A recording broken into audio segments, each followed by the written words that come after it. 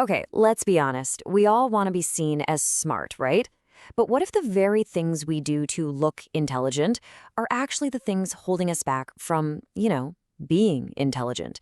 Today, we're going to break down 8 habits that trick our brains into feeling smart, when really, they're just clever ways our insecurity hides from the world. So let me ask you something right off the bat. Have you ever been in a conversation and found yourself trying just a little too hard to sound smart? Don't worry, you're not alone. We've all been there.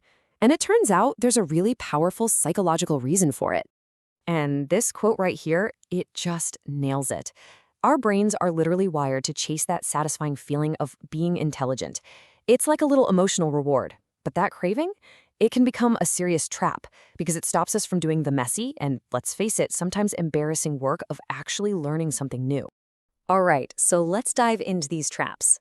We're going to start with the habits that are really just clever disguises for our own insecurities.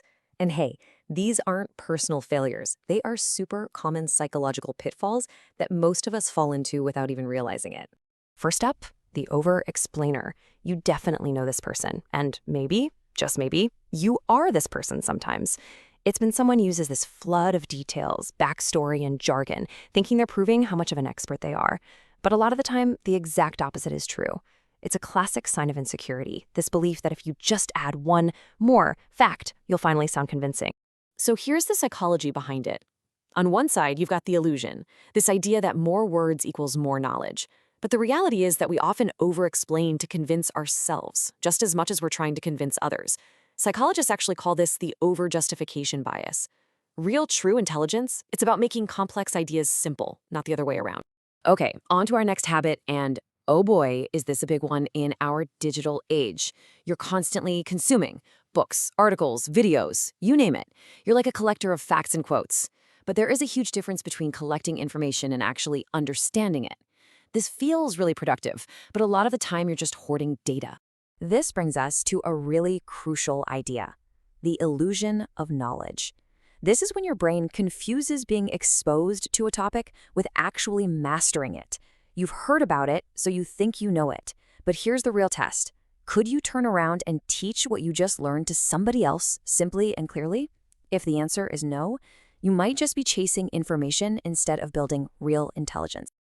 Ah, the constant corrector, the person in the group who just has to point out that tiny grammatical error or that slightly misstated fact during a totally casual conversation. Come on, this isn't about being helpful. It's a power move. It's driven by an insecure need to place yourself just one little step above everyone else in the room. A lot of the time, this habit comes from something called linguistic insecurity, which is basically a deep-seated feeling of not being smart enough that gets covered up by trying to assert intellectual dominance.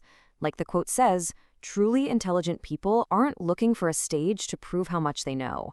They share their knowledge to lift the entire conversation up, not to win it. Habit number 4 is an absolute classic, using unnecessarily complex words to sound profound. You might think that dropping words like abnegation or pulchritudinous into a sentence makes you sound like a genius, but honestly, it's often just a red flag that you're hiding a lack of real substance. And hey, this isn't just my opinion. There was this fascinating study from Princeton that found that deliberately using big, complicated words doesn't make you look smart. It actually makes you appear less intelligent, less confident, and even less trustworthy. Why? Well, because clarity is a sign of deep understanding. Confusion is a sign you might be hiding something. Okay, let's get into our next set of habits. These are the ones where our ego basically hijacks our brain. It starts building all these walls to protect our self-image, but in the end, it just traps us and completely stops us from growing. Have you ever been in a debate where you suddenly realized you were wrong, but you just kept arguing anyway? Yeah, that's not a search for truth. That's your ego fighting for its life. This is a classic sign of ego anxiety, where the fear of looking foolish is way stronger than the desire to actually become smarter. Psychologists have a name for this too. It's called motivated reasoning. It's when you filter all new information through one simple question. Does this support what I already think? A truly intelligent mind does the complete opposite. It asks, is this true, and is willing to change its beliefs even if it's a little painful for the ego. Next up, we have the person who thinks that doubting everything makes them look sharp. Look, there's a huge difference between healthy skepticism, which is all about questioning things to understand them better, and what is basically defensive ignorance.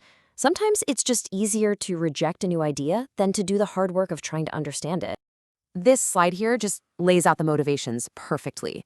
The illusion is that rejecting things makes you look superior. It's about tearing things down from a safe distance. But the reality is that questioning things helps you understand. It's about building something new on the inside. True wisdom is in the courage to engage with an idea, not in the safety of just rejecting it. Okay, let's talk about those people who proudly say they're 100% logical and dismiss feelings as some kind of weakness. Well, modern neuroscience has some bad news for them. Emotion and logic aren't enemies, they're partners. They work together to help us make sense of the world. People who try to suppress their emotions don't make better decisions. They actually tend to make worse ones because they're ignoring critical data. And our final habit is maybe the sneakiest of them all. It's the gap between theory and practice. You can know everything there is to know about philosophy, but that doesn't automatically make you wise. You can read every single book on success, but that doesn't make you disciplined. Knowledge without action, it's really just a form of entertainment. This is such a powerful way to think about it. Knowledge is passive. It's just a mirror showing you a potential version of yourself. But real intelligence is active. It requires you to step through that mirror and actually apply what you know. Until you act on it, it's all just trivia. So, after going through all these traps, the big question is, where do we go from here? Let's shift gears from the problem to the solution. How do we stop performing intelligence and actually start building it? This right here captures the whole difference. Fake intelligence is an outward performance. It's designed to impress other people. But real intelligence, that's an internal transformation. It's about fundamentally changing the way you see and interact with the world. The path forward is surprisingly simple, even though it's not always easy. It's about nurturing a genuine curiosity, having the humility to admit what you don't know, and being brutally honest with yourself about your own blind spots and ego traps. That's it. That's the real work. And really, it all comes down to this one idea. The great paradox is that the constant effort to project an image of intelligence is the very thing that blocks your growth. The moment you let go of that need for validation, you finally create the space you need to truly learn. So let's end with a question for you to take with you. What is one thing you've been pretending to know or understand? And what do you think would happen if you had the courage to just say, you know what, I don't know. Can you explain that to me? Because that right there, that's where the real journey to intelligence